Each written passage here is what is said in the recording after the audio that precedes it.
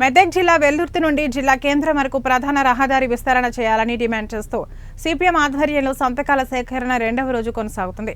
బుధవారం వెల్దుర్తి మండల కేంద్రంలో సిపిఎం నాయకులు ప్రజల మరియు ఆటో యూనియన్ నుండి సంతకాలు సేకరించారు.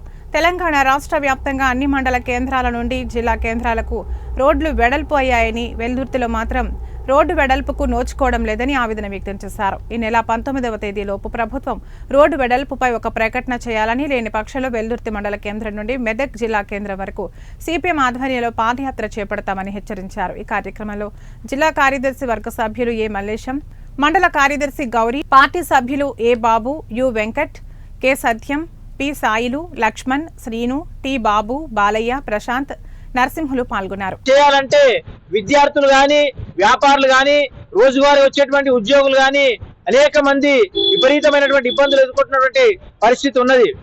ప్రతి మండల కేంద్రం నుంచి జాతీయ రహదారులు గాని, ప్రధాన రహదారులు కలిపేటువంటి రోడ్లన్నీ మెదక్ జిల్లాలో డబుల్ రోడ్లుగా మారినాయి. తెలంగాణ రాష్ట్రం అంతా కూడా మారినాయి. కానీ ఒక వెల్దుర్తి నుంచి మెదక్ వెళ్ళేటువంటి రోడ్డు మాత్రము నేటి వరకు డబుల్ రోడ్డుగా మారలేదు, సింగిల్ రోడ్డుగా కొనసాగుతున్నది.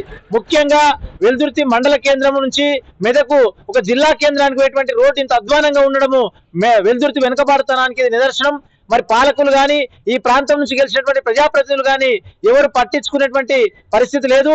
నిన్న నుండి సిపిఎం పార్టీ ప్రజల దగ్గరికి వెళ్లి సంతకాల సేకరణ కార్యక్రమాన్ని ప్రారంభించింది. ఒకవేళ ప్రభుత్వం దిగొచ్చి వెంటనే ప్రకటనలు కనుక రానట్టయితే 19వ తేదీ నాడు వెల్దుర్తి నుంచి జిల్లా కలెక్టర్ కార్యాలయం వరకు సిపిఎం పార్టీ ఆధ్వర్యంలో పాదయాత్ర కార్యక్రమాన్ని కూడా చేపట్టబోతున్నాం. ఇప్పుడు జరుగుతున్నటువంటి సంతకాల సేకరణలో ప్రజలు సహకరించాలని చెప్పి సిపిఎం పార్టీ తరఫున ప్రజానికానికి విజ్ఞప్తి చేస్తున్నాం.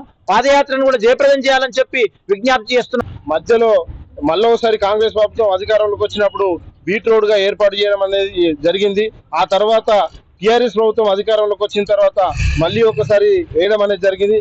దాని తర్వాత మళ్ళీ దాన్ని పట్టించుకునే నాదుడే లేకుండా పోయింది. లోకల్లో ఉన్న స్థానిక లీడర్లు కూడా దానిపైన ఎన్నడూ కూడా మాట్లాడలేని పరిస్థితి. ఇక్కడ సర్వసభ్య సమావేశాలు ఎన్నో జరిగినాయి మన మండలంలో, అయినప్పటికీ కూడా ఏ లీడర్ కూడా దీనిపైన మాట్లాడలేని పరిస్థితి, ఎమ్మెల్యేలకు కూడా చెప్పలేని పరిస్థితి, ఒక ఎంపీ కూడా చెప్పలేని పరిస్థితి